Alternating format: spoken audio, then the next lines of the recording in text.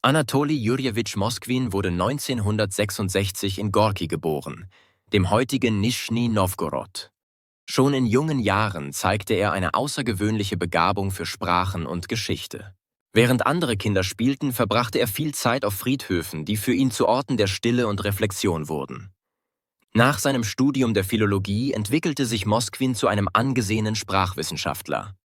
Er beherrschte 13 Sprachen, veröffentlichte wissenschaftliche Arbeiten und übersetzte Texte. Kollegen beschrieben ihn als hochintelligent, jedoch auch als exzentrisch und sozial isoliert. Moskwin lebte bei seinen Eltern und führte ein zurückgezogenes Leben, ohne Partnerschaften oder den Konsum von Alkohol und Tabak. Moskwins Interesse an Friedhofskultur prägte sein gesamtes Leben.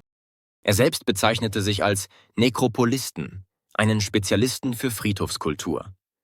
Über Jahre hinweg dokumentierte er hunderte Friedhöfe in der Region Nischni Nowgorod, oft zu Fuß und in abgelegenen Gebieten. Besonders beschäftigten ihn keltische Geschichte, Folklore und alte Bestattungsrituale. Im November 2011 änderte sich Moskwins Leben schlagartig. Ermittlungen wegen Grabstörungen führten die Behörden zu seiner Wohnung.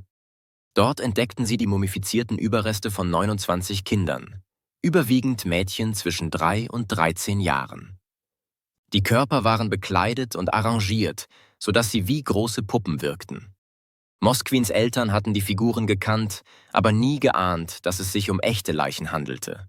Die Ermittlungen ergaben, dass Moskwin über Jahre hinweg Gräber exhumiert hatte. Er erklärte später, er habe die Kinder nicht als Tote, sondern als zu rettende Wesen betrachtet. In seiner Vorstellung könnten sie eines Tages durch Wissenschaft oder spirituelle Kräfte wieder zum Leben erweckt werden. Moskwin sprach von Geistern, die mit ihm kommuniziert hätten, und von alten Ritualen, die er aus historischen Quellen kannte. Eine psychiatrische Untersuchung diagnostizierte bei Moskwin eine paranoide Schizophrenie. Das Gericht erklärte ihn für schuldunfähig und ordnete eine dauerhafte psychiatrische Unterbringung an.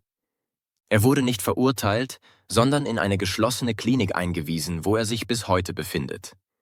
Der Fall Moskwin gilt als einer der ungewöhnlichsten der russischen Kriminalgeschichte, geprägt von einer inneren Welt, die sich von der Realität der Gesellschaft entfernt hatte.